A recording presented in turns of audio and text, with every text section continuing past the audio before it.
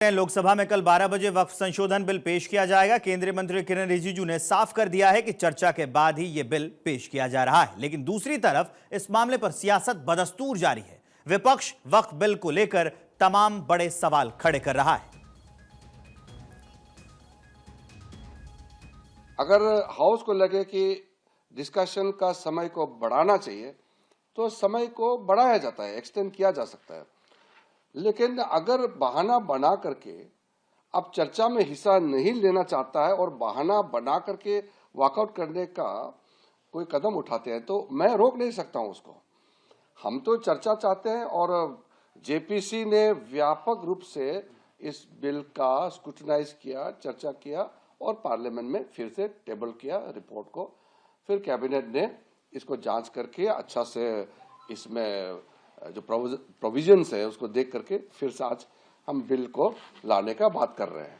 देखिए, ये आपको समझना होगा, ये बजट सत्र 4 तारीख तक है। बजट सत्र 4 अप्रैल तक है और जो बिल हम लोकसभा में पारित करते हैं वो राज्यसभा में भी पारित करना होगा। तो फिर हमको समय भी तो देखना होगा। ये पार्लियामेंट सिर्फ लोकसभा नहीं है, सिर्फ राज्यसभा नहीं है, दोनों मिल करके ये पार्लियामेंट है। अगर वक्फ अमेंडमेंट बिल या कोई भी महत्वपूर्ण मुद्दे लोकसभा में पारित होता है तो राज्यसभा में भी जाना पड़ता है, वहां भी पारित करना पड़ता है। तो राज्यसभा के लिए भी तो टाइम देना पड़ेगा ना। एडवाइजरी कमेटी की बैठक से विपक्ष का वॉकआउट, कांग्रेस समेत विपक्ष का वॉकआउट हुआ है। ये हंगामे के बाद विपक्ष ने वॉकआउट कर दिया है। तो बड़ी अपडेट हम आपको दिखा रहे हैं कि एडवाइजरी कमेटी की बैठक हो रही थी, विपक्ष ने उसमें से वॉकआउट कर दिया। कांग्रेस समेत विपक्ष ने वॉकआउट किया है, मतलब कांग्रेस के अलावा जो बाकी विपक्षी दल हैं देश में उन लोगों ने भी वॉकआउट किया है इस बैठक से। हंगामे के बाद विपक्ष का वॉकआउट हुआ है। बड़ी अपडेट हम आपको बता रहे हैं। एडवाइजरी कमेटी की बैठक चल रही थी, उसी में विपक्ष ने वॉकआउट कर दिया है। कांग्रेस समेत विपक्ष का वॉकआउट हुआ है। ये हंगामा हुआ और उसके बाद विपक्ष ने वॉकआउट कर दिया है। तो लगातार बैठकों का दौर जो है वो चल रहा है। इससे पहले भी खबर आ चुकी है कि इसी सत्र में ये बिल लेकर आएगी सरकार, उसी को लेकर ये लगातार बैठक चल रही है। अभी एडवाइजरी कमेटी की बैठक चल रही थी, उसमें से विपक्ष ने वॉकआउट कर दिया है। पहले हंगामा हुआ और हंगामे के बाद से विपक्ष ने ये वॉकआउट किया है। कामकाज में पारदर्शिता लाना जो है ये मकसद है वक्फ संशोधन बिल का, जिसको लेकर लगातार बैठकें चल रही हैं। क्या क्या उसका मकसद है ये मैं आपको बता देता हूं। एक तो ये मैंने बताया आपको कि कामकाज में पारदर्शिता लाना, जवाबदेही को सुनिश्चित करना, संपत्तियों को वापस लेने के लिए कानूनी अधिकार इसमें दिए जाएंगे, संरचना में सुधार कर उसको और प्रभावी बनाया जाएगा। जो पुराना वक्फ बिल था उसके अनुसार वक्फ ट्रिब्यूनल के फैसलों को चुनौती नहीं दी जा सकती थी। बोर्ड में महिला, दूसरे धर्म को लोगों को नो एंट्री थी। प्रॉपर्टी विवाद में सिर्फ वक्फ ट्रिब्यूनल में ही अपील की जा सकती थी। वक्फ ट्रिब्यूनल का फैसला ही आखिरी होता था, जो पुराना वाला था उसमें। नए बिल में क्या क्या बदलाव किए गए ये भी मैं आपको बता देता हूँ। जो नया बिल होगा उसमें फैसले को हाई कोर्ट में चुनौती दे सकेंगे। अगर कोई फैसला वक्त ले लेता है और उसके बाद जो व्यक्ति है फरियादी, अगर वो खुश नहीं है तो हाई कोर्ट जा सकता है। बोर्ड में 2 महिला और दूसरे धर्म के 2 लोगों को जो है वो एंट्री उसमें मिल जाएगी। प्रॉपर्टी विवाद में किसी भी कोर्ट में अपील कर सकते हैं। वक्फ ट्रिब्यूनल का फैसला आखिरी नहीं होगा। अखिलेश यादव और दिनेश शर्मा का क्या कहना है इस पर, क्या उनकी है प्रतिक्रिया, वो आपको सुनाते हैं। वक्फ बोर्ड के खिलाफ हैं हम लोग, इसलिए खिलाफ हैं क्योंकि भारतीय जनता पार्टी हर जगह हस्तक्षेप करना चाहती है। भारतीय जनता पार्टी हर जगह अपना कंट्रोल चाहती है। के बारे में जहां तक है, मैं समझता हूं कि ये गरीब मुसलमानों के लिए एक स्वप्न को पूरा करने जैसा है। ये उनकी बदहाली की अवस्था को ठीक करने वाला है। ये वक्फ में व्याप्त जो भ्रष्टाचार है, जो रियल एस्टेट और बिल्डर्स का जो काकस है, उसके शिकंजे से मुक्त कराने वाला है। ये गरीब मुस्लिम बंधुओं की शिक्षा, उनके रोजगार, उनके आवास, उनके पानी से लेकर सारी व्यवस्थाओं का एक रोड मैप होगा। और इसमें 1 इंच भी जमीन किसी भी वक्फ की ना तो सरकार ले रही, ना कोई और ले रहा है। और समाजवादी पार्टी के नेता रामगोपाल यादव और जेपीसी के जो अध्यक्ष हैं जगदंबिका पाल, उनकी क्या है प्रतिक्रिया, ये भी आपको सुनाते हैं। देश में सांप्रदायिक सद्भाव बिगाड़ने के लिए योजना बनाई गई थी, बनाया गया और जबरदस्ती जल्दी से जॉइंट पार्लियामेंट्री कमेटी में उसको पास कराया गया। विपक्ष को हजारों पन्नों की रिपोर्ट एक दिन पहले दी गई, न पढ़ने का मौका मिला न कुछ है, और बहुमत के बल पर उसको पास करा लिया। ये हम भी करा लेंगे। इनका उद्देश्य यही है। जब से सत्ता में बीजेपी आई है, बीजेपी का उद्देश्य सिर्फ ये रहा है कि किस तरह से इस देश में सद्भाव बिगड़े। वक्त के बेहतरी के लिए है, डिस्प्यूट खत्म होगा। केरल के सैकड़ों साल पुरानी चर्च को कह दिया वक्फ है, सूरत के म्युनिसिपल कॉर्पोरेशन को कह दिया ये वक्फ की प्रॉपर्टी है। 123 दिल्ली की प्रॉपर्टी जो ब्रिटिशर्स ने किसानों से कंपल्सरी ले गया था वक्फ है। नई पार्लियामेंट को कह दिया वक्फ है, ईडन गार्डन को कहीं कह दिया वक्फ है। तो ये विवाद खत्म होगा, इसलिए वो अपील कर रहे हैं। बड़ी संख्या में मौलाना भी इसका मदद कर रहे हैं।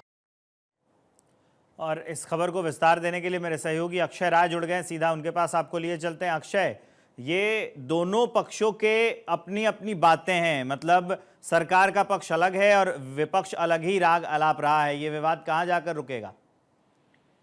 देखिए, विवाद साफ तौर पर है कि लोकसभा में पेश किया जाएगा और लोकसभा में पास कराने की कोशिश होगी।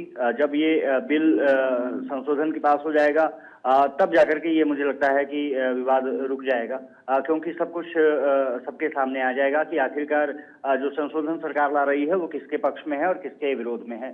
साफ तौर पर है कांग्रेस, अगर कांग्रेस का देखें या विपक्षी दलों का देखें तो वो यही कह रहे हैं कि जल्दबाजी में लाई जा रही है जो संशोधन जो विधेयक है। इसके अलावा अगर सरकार की बात करें तो उनका साफ तौर पर कहना है कि जल्दीबाजी में नहीं बल्कि बहुत तरीके से जेपीसी की बैठक में जिस तरह से चर्चा हुई, तमाम जो स्टेक होल्डर थे उनके साथ चर्चा हुई और उसके बाद जेपीसी ने जिस तरह से रिपोर्ट बनाई और उसके बाद जाकर के अब लोकसभा में इसको लाया जा रहा है। तैयारियां सरकार की पूरी है।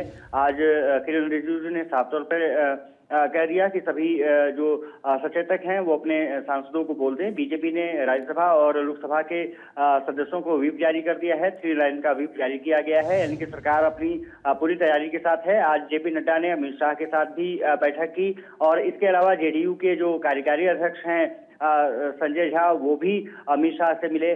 जिस तरह से नीतीश कुमार ने कुछ दिन पहले कहा था कि जो वक्फ संशोधन विधेयक लाया जा रहा है, जो बिल लाई जा रही है, सरकार उसको देखना चाहिए कि किस तरह से किसी का नुकसान वहां ना हो।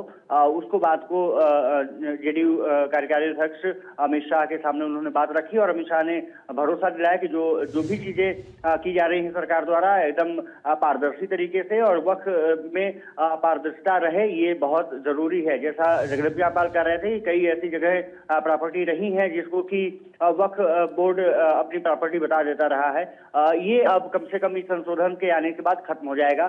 सबसे बड़ी बात यह है कि ताकत जो वक्फ बोर्ड के पास रही है वो कहीं ना कहीं कोर्ट से भी बड़ी हो जाती थी, जिसमें किसी का इंटरफेरेंस नहीं हो पाता था। अब वहां पर कलेक्टर या जो डीएम होते हैं उनके भी राय मशवरे के साथ बात आगे बढ़ सकती है। वो भी इसमें अपनी संक्षेप कर सकते हैं, बातें रख सकते हैं और वो कोर्ट में ही मामला सुना जा सकता है। ये मोटा मोटी विधेयक में लाने जा रही है सरकार। इसके अलावा कोई भी ये नहीं कह पाएगा कि ये फलाने प्रॉपर्टी वक्फ बोर्ड की है। जैसा दिल्ली में 123 प्रॉपर्टी बता दी गई, केरल में 600 जो प्रॉपर्टीज हैं उनको कह दिया गया कि ये 600 परिवार उससे प्रभावित रहे। इसके अलावा सूरत और तमाम जगहों पर ऐसी चीजें आई। इलाहाबाद हाई कोर्ट को भी एक बार वक्फ बोर्ड प्रॉपर्टी अपनी घोषित कर चुका है कुछ जगहों को लेकर के, उसको सुप्रीम कोर्ट में जाकर के मसला थमा। अब क्योंकि सरकार ने फैसला कर लिया है, कल लोकसभा में 12 बजे ये टेबल किया जाएगा और सरकार कोशिश करेगी कि लोकसभा में पहले उसको पास कराया जा सके और फिर 8 घंटे की चर्चा विवेक इसमें की जानी है। विपक्ष की मांग थी 12 घंटे का ड्यूरेशन रखा जाए, लेकिन सरकार ने 8 घंटे का रखा है। हालांकि किरण रिजिजू जो अल्पसंख्यक मामलों के मंत्री हैं, उन्होंने साफ तौर पर यह भी कहा कि सरकार उसको एक्सटेंड करने का भी विचार कर रही है। अगर जरूरत पड़ी तो फिर 8 घंटे से ज्यादा उसका समय भी बढ़ाया जा सकता है। लेकिन फिलहाल कल का दिन काफी महत्वपूर्ण हो जाता है। कल सभी दलों ने अपनी अपनी बैठक भी बुलाई है। कांग्रेस पार्टी कल सुबह 9:30 बजे राहुल गांधी के अध्यक्षता में बैठक करने जा रही है। जो लोकसभा सांसद सभी मौजूद रहेंगे, राहुल अपना पक्ष रखें और सांसद अपना पक्ष रखेंगे। इससे पहले शाम 6 बजे आज पार्लियामेंट में विपक्षी दलों ने एक साथ बैठक बुलाई है, यानी कि इंडिया गठबंधन के साथ साथ विपक्षी के अन्य दल भी बैठक में शिरकत करेंगे और जो उनका स्टेक है, जो उनकी भाषा है, किस तरह से होनी चाहिए संसद भवन में और क्या आवाज उठाई जा सकती है, इन तमाम मुद्दों पर चर्चा की जाएगी। तो पक्ष और विपक्ष दोनों तैयार हैं एक चर्चा के लिए।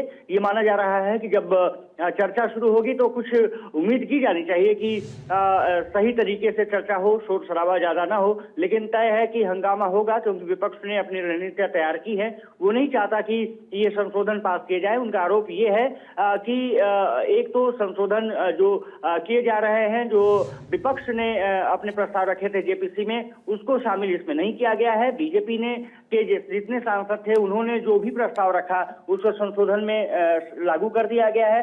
तो इसको लेकर के उनमें कहीं ना मनमुटाव नजर आ रहा है और यही वजह रही है कि आज जब बीएससी की बैठक बुलाई गई थी, एडवाइजरी बोर्ड की बैठक बुलाई गई थी, उसमें भी बिजनेस एडवाइजरी बोर्ड की बैठक में भी कांग्रेस सहित विपक्षी दलों ने वॉकआउट किया। विवेक।